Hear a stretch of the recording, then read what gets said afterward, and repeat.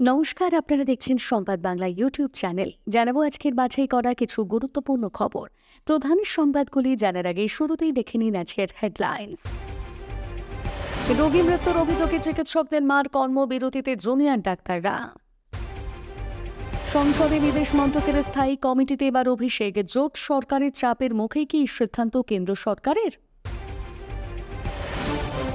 Police কর্মীর কাঁধে ভর অনুব্রতর, এ নিয়ে বিতর্ক শুরু। পুরনো মেজাজে পাল্টা জবাব দিলেন অনুব্রত।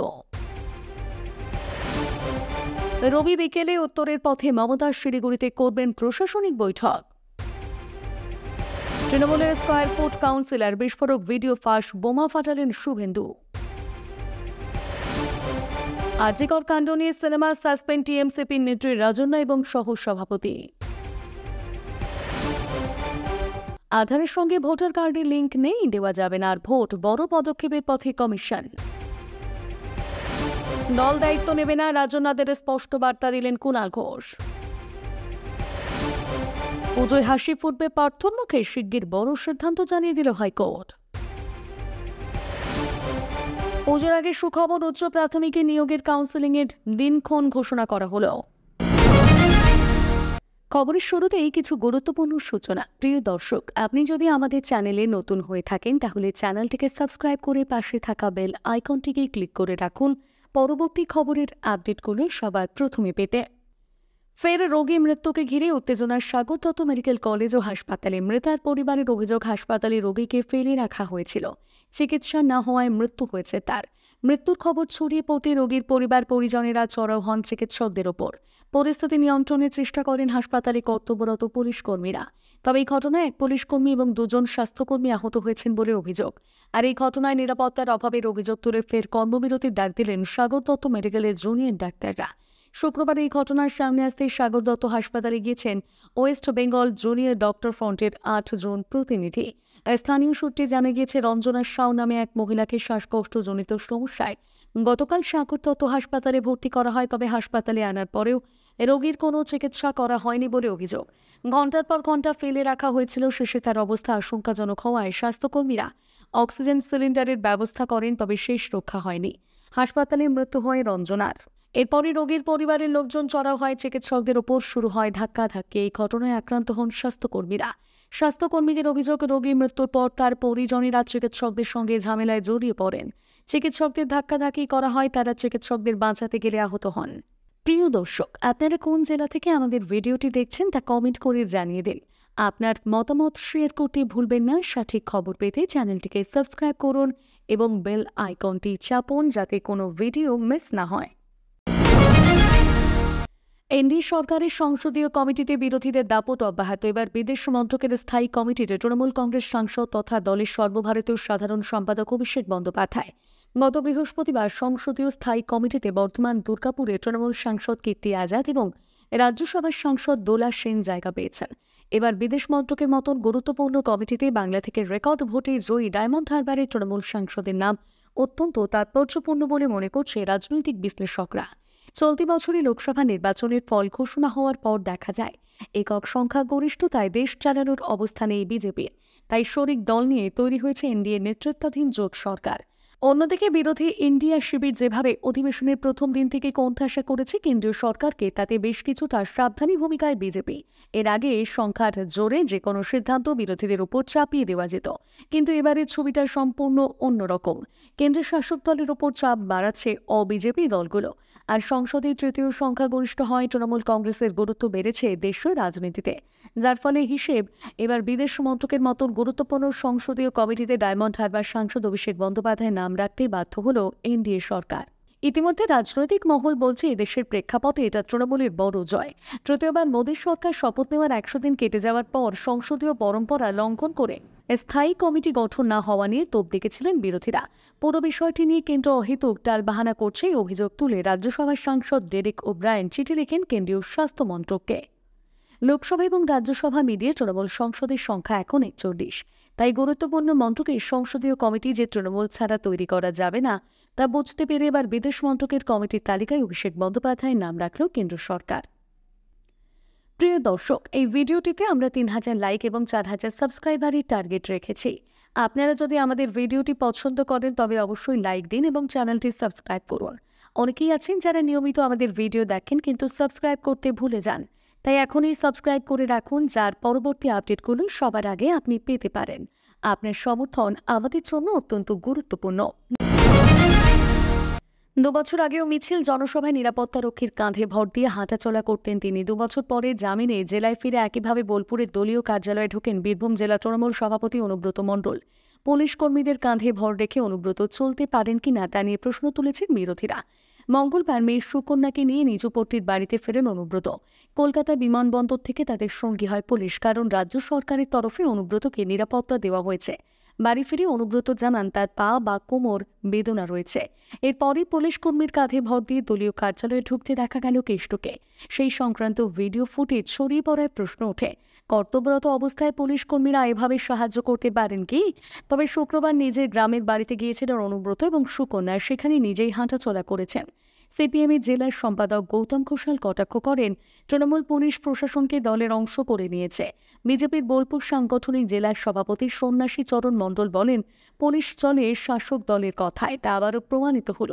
তৃণমূলের জেলা সহ সভাপতি মলয় মুখোপাধ্যায় বলেন, তৃণমূলের পায়ে ব্যথা, তাই ওকে সাহায্য নিতে হয়েছে।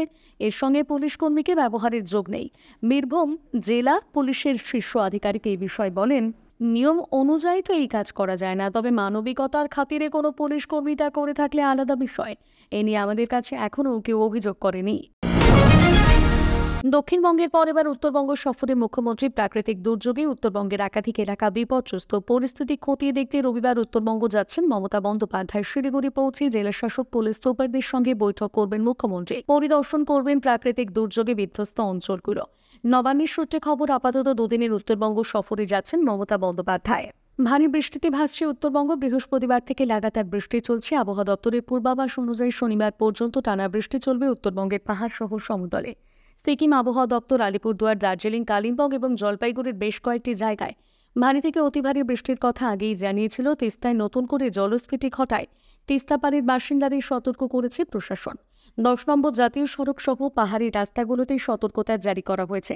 শুক্রবার সকালে নতুন করে ধস নামে দার্জিলিংয়ের মিরিক ঘুম সুখিয়া পোখরি রোডে। একাধিক বাড়ি ক্ষতিগ্রস্ত হয়েছে। ধস নেমেছে লোয়ার সিটংয়ের ডায়েরি গাঁওয়ে। ধসে বিধ্বস্ত দুধিয়া পানিঘাটা রোড। বেশ কিছু জায়গায় ধস সরানোর কাজ চলছে। রাস্তার একাংশ দিয়ে গাড়ি চলাচল শুরু হয়েছে। কালিম্পং জেলার সিংথাম রংপুর রোডের 20 মাইলে পাহাড় থেকে বোল্ডার নেমে আসায় সেই রাস্তায় গাড়ি চলাচল বন্ধ রেখেছে প্রশাসন। এই রাজ্যের বিরোধী দলনেতা বিভিন্ন ক্ষেত্রে দুর্নীতির অভিযোগ অনেকদিন ধরেই তুলছেন। তার বক্তব্যের মধ্যে এটাও শোনা যেত যে প্রত্যেকটা স্কয়ার ফুটে টাকা নেন তৃণমূল কাউন্সিলররা। এই পরিস্থিতিতে কলকাতা পৌরসভার 125 নম্বর ওয়ার্ডের তৃণমূল কাউন্সিলরের ভিডিও সোশ্যাল মিডিয়ায় পোস্ট করেছেন রাজ্যের বিরোধী দলনেতা। জানিয়ে চরম বিতর্কের সৃষ্টি হয়েছে, যদিও বা সেই ভিডিওর সত্যতা যাচাই করেনি আমরা। আর এই পরিস্থিতিতে তৃণমূল কাউন্সিলরের সন্ধ্যা দেবী তিনি আবারও চক্রান্তের অভিযোগ তুলেছেন। তবে এবারে তার পাল্টা যুক্তি দিতে গিয়ে তাকে সরাসরি চ্যালেঞ্জ করে বসলেন রাজ্যের বিরোধী দলনেতা শুভেন্দু অধিকারী। প্রসঙ্গত, এদিন তৃণমূল কাউন্সিলরের পাল্টা বক্তব্য নিয়ে শুভেন্দু অধিকারীকে একটি প্রশ্ন করা হয়। সেই প্রশ্নের উত্তর দিতে গিয়ে তিনি বলেন, আমি ওনার বাড়িতে গিয়ে প্রমাণ করে আসবো নাকি? ওনার বাড়িতে পুলিশ যাবে, ইডি যাবে। যদি ক্ষমতা থাকে, যদি ওই ভিডিও মিথ্যে হয়, তাহলে উনি মামলা করুন না, তারপর আমি বলবো। সেই ভিডিওটি ফরেন্সিকে পাঠানো হয়। যদি সেখানে ওনার গলা না মেলে, তাহলে আমি ক্ষমা চেয়ে নেব। অর্থাৎ তৃণমূল কাউন্সিলর যতই বড় বড় গলায় তার ভিডিওর পাল্টা একটা যুক্তি দেওয়ার চেষ্টা করুক না কেন, স্কয়ার ফুট কাউন্সিলরকে কিন্তু এই চ্যালেঞ্জের মধ্যে দিয়ে গাড্ডায় ফেলে দিলেন শুভেন্দু অধিকারী। দিনের শেষে তেমনটাই বলছে রাজনৈতিক সমালোচকেরা। টিএমসিপির নেত্রী রাজন্না হালদারকে সাসপেন্ড করা হলো। এমনকি তৃণমূল ছাত্র পরিষদের সহ সভাপতি প্রতীক চক্রবর্তীকে সাসপেন্ড করা হয়েছে। প্রসঙ্গত উল্লেখ্য, আরজিকর কাণ্ড নিয়ে সিনেমায় অভিনয় করছিলেন রাজন্না হালদার। আরজিকর কাণ্ড নিয়ে এই সিনেমাতে টিএমসিপি রাজন্নার সঙ্গে রয়েছেন প্রান্তিকও। প্রধান চরিত্রে অভিনয় করেছেন রাজন্না। এ নিয়ে রাজনৈতিক টানাপোড়েন শুরু হয়ে গিয়েছে। দলের পক্ষ থেকে এই ছবির কোনো অনুমোদন দেওয়া হয়নি। নেত্রীকে সাসপেন্ড করার কয়েক ঘন্টা আগে কুণাল ঘোষ সোশ্যাল মিডিয়ার হ্যান্ডেলে পোস্ট করেছিলেন যে আরজিকর নিয়ে কোনো সিনেমার অনুমোদন তৃণমূল কংগ্রেস দিচ্ছে না। এর সঙ্গে কোনো সম্পর্ক নেই দলের। এই স্পর্শকাতর বিষয় নিয়ে ছবি তৈরি করাকে যারা যুক্ত তদন্ত করে দেখবে বলেও জানিয়েছে শাসক দল। তারপর তৃণমূল ছাত্র পরিষদের পক্ষ থেকে বিজ্ঞপ্তি দিয়ে জানিয়ে দেওয়া হয় সহ সভাপতি প্রতীক চক্রবর্তী এবং ডায়মন্ড হারবারের দায়িত্বে থাকা নেত্রী রাজন্না হালদারকে সাসপেন্ড করা হয়েছে। প্রত্যেক তৃণমূল ছাত্র পরিষদের সহ সভাপতি এবং রাজন্না যাদবপুর ও ডায়মন্ড হারবারের সাংগঠনিক প্রধানের দায়িত্বে ছিলেন। গত 21শে জুলাই এই সভায় রাজন্নাকে বক্তব্য রাখতে দেখা গিয়েছিল। তারপর রাজন্নাকে নিয়ে এক কথায় শোরগোল পড়ে গিয়েছিল। আরজিকর কাণ্ডের পর রাস্তায় নেমে প্রতিবাদেও সামিল হয়েছিলেন রাজন্না। তারপর তিনি অভিযোগ করেছিলেন সোশ্যাল মিডিয়ায় তাকে ধর্ষণের হুমকি পর্যন্ত দেওয়া হচ্ছে। এই নিয়ে শাসক দল তৃণমূল কংগ্রেসও প্রতিবাদে সামিল হয়েছিল। অনেক ক্ষেত্রে ভুয়ো ভোটার সহ একাধিক ইস্যুতে প্রশ্নের মুখে পড়তে হয় নির্বাচন কমিশনকে। এই অবস্থায় স্বচ্ছ নির্বাচন রীতিমতো চ্যালেঞ্জের। যদিও একাধিক পদক্ষেপ নেওয়া হলেও তার সম্ভব হয়নি। এমনকি নির্ভুল ভোটার তালিকা তৈরির ক্ষেত্রে আরও সতর্ক হতে চায় কমিশন। আর তা কিভাবে হওয়া যায় সেজন্য দফায় দফায় জরুরি পর্যায়ে বৈঠক করেছিল। অবশেষে নির্বাচন কমিশন বড় একটা সিদ্ধান্ত নিয়েছে। এর ফলে অনেকাংশে স্বচ্ছ ভোট করানো সম্ভব হবে বলে মনে করা হচ্ছে। কি সেই পদক্ষেপ? আধার কার্ড লিঙ্ক বাধ্যতামূলক। হ্যাঁ, জানা যাচ্ছে এবারে ভোটার কার্ডের সঙ্গে আধার কার্ড লিঙ্ক বাধ্যতামূলক করতে চলেছে নির্বাচন কমিশন। ভোট দিতে যাওয়ার সময় ভোটার কার্ড কিংবা আধার কার্ড রাখলেই চলে, কিন্তু নির্বাচন কমিশন যে নিয়ম করতে চলেছে তাতে করে ভোট দিতে গেলে ভোটার কার্ড আই কার্ডের সঙ্গে আধার কার্ডও রাখতে হবে। ভোটদান কক্ষ বা বুথের বাইরে একটি মেশিন থাকবে, যে মেশিনের মাধ্যমে চেক করা যাবে আদবে উক্ত ভোটার কার্ডটি আধার কার্ডের সঙ্গে লিঙ্ক করা হয়েছে কিনা। এক কথায় মেশিনটি বায়োমেট্রিকের কাজ করবে। যদিও কোনোভাবে ভোটার কার্ডের সঙ্গে আধার কার্ড লিঙ্ক না মেলে ওই মেশিনের মধ্যে সঙ্গে সঙ্গে তা জেনে নেওয়া যাবে, আর তা করলেই ভোট দেওয়ার অধিকার পাবেন। এছাড়াও নির্দিষ্ট ওয়েবসাইট কিংবা অ্যাপের মাধ্যমে ভোটার কার্ডের সঙ্গে আধার কার্ড লিঙ্ক করা যাবে। এই বিষয়ে নির্বাচন কমিশন মনে করছে নয়া এই নিয়মের ফলে একদিকে যেমন নির্ভুল ভোটার তালিকা তৈরির ক্ষেত্রে একটা বড় পদক্ষেপ করা সম্ভব হবে, অন্যদিকে খুব সহজেই ভুয়ো ভোটার কার্ড ধরা পড়বে। এতে ভোটদান প্রক্রিয়া অনেকটাই স্বচ্ছ হবে বলেও মনে করা হচ্ছে। আগামী 12ই নভেম্বর থেকে প্রতি বছরের মতন এবছরও ভোটের তালিকা সংশোধনের কাজ শুরু হচ্ছে, চলবে ডিসেম্বর মাস পর্যন্ত। 2025 সালের জানুয়ারি মাসের প্রথম সপ্তাহে নতুন ভোটার তালিকা প্রকাশ পাবে। সেই কারণে নির্বাচন কমিশন তড়িঘড়ি খসড়া ভোটার তালিকা প্রকাশ করার আগে এই নতুন নিয়মকে বলবৎ করতে চলেছে বলে জানা যাচ্ছে। তা করা গেলে 2025 সালের জানুয়ারি মাসের প্রথম সপ্তাহে যে নতুন ভোটার তালিকা নির্বাচন কমিশন প্রকাশ করবে, সেখানে যেন আর কোনো রকম ভুয়ো ভোটার বা মৃত ভোটার না থাকে। প্রান্তিক চক্রবর্তী পরিচালিত রাজন্না হালদার অভিনীত শর্ট ফিল্ম ঘিরে বিতর্ক তুঙ্গে। ওই ছবির জন্য তৃণমূলের দলীয় পদ থেকে সাসপেন্ড করা হয়েছে দুজনকে। এর মধ্যে দলের অবস্থান স্পষ্ট করে দিলেন তৃণমূল নেতা কুণাল ঘোষ। রাজন্নাদের ছবির সঙ্গে কোনো সম্পর্ক নেই দলের সরাসরি জানিয়ে দিলেন। প্রান্তিক পরিচালিত ওই ছবি মুক্তি পাওয়ার কথা আগামী 2রা সেপ্টেম্বর। ইতিমধ্যে সোশ্যাল মিডিয়ায় প্রকাশ পেয়েছে শর্ট ফিল্মের পোস্টার।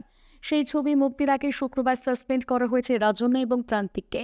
চিঠিতে উল্লেখ করা হয়েছে দল বিরোধী কাজের জন্য তাদের সাসপেন্ড করা হয়েছে। তৃণমূল ছাত্র পরিষদের সভাপতি তৃণাঙ্কুর ভট্টাচার্য জানিয়েছেন, দলীয় শৃঙ্খলা ভঙ্গের জন্য দুজনকে সাসপেন্ড করা হয়েছে। দলের শৃঙ্খলা রক্ষা কমিটি তাদের নিয়ে চূড়ান্ত সিদ্ধান্ত না দেওয়া পর্যন্ত এই সাসপেনশন বজায় থাকবে। শুক্রবার ছবির বিষয়ে এক্স মাধ্যমে একটি পোস্ট করেছেন কুণাল ঘোষ। সেখানে তিনি লিখেছেন, একটি শর্ট ফিল্মের খবর এসেছে, তবে তার সঙ্গে তৃণমূলের কোনো সম্পর্ক নেই। কুণালের দাবি, তিলোত্তমার ঘটনার মতো স্পর্শকাতর বিষয় যেভাবে প্রচারে ব্যবহার করছে তা দল বিরোধী। বিচারাধীন ঘটনা ছবির প্রচারে ব্যবহার করা উচিত নয় বলে মনে করছেন তিনি। পাশাপাশি এই বিষয়ে কুণাল ঘোষ আরও লিখেছেন যে বা যারা এর সঙ্গে জড়িত তাদের বিরুদ্ধে কড়া ব্যবস্থা নেওয়া হয়েছে। পাশাপাশি রাজন্নাকে এই বিষয়ে প্রশ্ন করা হলে তিনি বলেন, কোনো প্রচারে ব্যবহার করা হচ্ছে না। ছবিটি দেখার আগেই কিভাবে তাদের বিরুদ্ধে দল এমন সিদ্ধান্ত নিল তাতে অবাক রাজন্না। তবে তিনি স্পষ্ট বলেন, দল বিরোধী কাজ বলতে যা বোঝায় তা আমি করিনি। ভট্টাচার্যের পর কি এবার তবে জামিন পাবেন পার্থ চট্টোপাধ্যায়?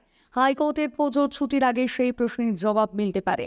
এদিন হাইকোর্টে পার্থ চট্টোপাধ্যায়ের জামিন মামলার শুনানি চলাকালীন বিচারপতি অরিজিৎ বন্দ্যোপাধ্যায় বলেন, আদালত চেষ্টা করবে পুজোর লম্বা ছুটির আগে জামিনের মামলার নিষ্পত্তি করতে। আগামী 3রা অক্টোবর দুপুর 1টায় ফের এই মামলার শুনানি হবে হাইকোর্টে। অনেকদিন অসুস্থতা সহ বিভিন্ন যুক্তিতে জামিনের আর্জি জানিয়ে আছেন পার্থ চট্টোপাধ্যায়। 2021 সালের জুলাই মাসে নিয়োগ দুর্নীতি মামলায় তাকে গ্রেপ্তার করেছিল সিবিআই। তারপর থেকে জেলবন্দি রয়েছেন প্রাক্তন শিক্ষামন্ত্রী। এদিন ফের হাইকোর্টে পার্থ চট্টোপাধ্যায়ের জামিনের আর্জির মামলার শুনানি ছিল। বিচারপতি অরিজিৎ বন্দ্যোপাধ্যায় এবং বিচারপতি অপূর্ব সিনহা রায়ের ডিভিশন বেঞ্চে মামলাটি উঠেছিল। যদিও এদিন পার্থ চট্টোপাধ্যায়ের জামিনের বিরোধিতায় আদালতে লিখিত কোনো যুক্তি দিতে পারেনি সিবিআই।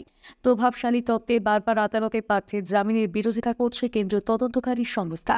এদিন হাইকোর্টের শুনানি চলাকালীন পার্থ চট্টোপাধ্যায়ের আইনজীবী বারবার দাবি করেন, প্রাক্তন শিক্ষামন্ত্রীকে আর প্রভাবশালী বলা চলে না। তিনি বলেন, মনীষ সিসোদিয়া, অরবিন্দ কেজরিওয়াল, অনুব্রত মণ্ডল, পি চিদম্বর মামলায় প্রভাবশালী তকমার যুক্তির ব্যাখ্যা দিয়েছে সুপ্রিম কোর্ট। পার্থ চট্টোপাধ্যায় মন্ত্রী নয়, এখন একজন মানুষ। পার্থ চট্টোপাধ্যায়ের সঙ্গে আমার মনে হয় তিনি যে কোনোভাবেই জামিন পাওয়ার যোগ্য। আগে হাসি ফুটতে চলেছে চাকরি প্রার্থীদের মুখে। উচ্চ প্রাথমিকের শিক্ষক নিয়োগের জন্য আজই প্যানেল প্রকাশিত হয়েছে। বুধবার তা প্রকাশ করেছে স্কুল সার্ভিস কমিশন। কমিশনের ঘোষণা অনুযায়ী শূন্য পদের সংখ্যা 14,339। তবে হাইকোর্টের নির্দেশে বুধবার 14,052 জনের তালিকা প্রকাশ করা হয়েছে। আর শুক্রবার নিয়োগ প্রক্রিয়া আরও এক ধাপ এগিয়ে দেওয়ার জন্য কাউন্সেলিংয়ের দিনক্ষণ ঘোষণা করা হলো। পুজোর আগে শুরু হচ্ছে কাউন্সেলিং। আগামী 3রা অক্টোবর থেকে কাউন্সেলিং হবে। পুজোর আগে 2 দিন হবে কাউন্সেলিং, তারপর আবারও অক্টোবরের শেষ সপ্তাহে। এদিন স্কুল সার্ভিস কমিশনের তরফে ঘোষণা করা হয়েছে 3 এবং 4 অক্টোবর, অর্থাৎ পুজোর আগে 2 দিন হবে কাউন্সেলিং, তারপর আবার পুজোর পর 4 দিন হবে কাউন্সেলিং। সেটার ডেট বলা হয়েছে 24, 25, 28, 29 অক্টোবর। তারপর শুরু হবে নিয়োগ প্রক্রিয়া। কাউন্সেলিংয়ে অংশগ্রহণকারী যোগ্য প্রার্থীদের বিভিন্ন শূন্য পদে নিয়োগ করা হবে। তবে 14,052 জনকে নিয়োগের পরও শূন্য পদ থাকবে, কারণ মোট শূন্য পদ সংখ্যা 14,339।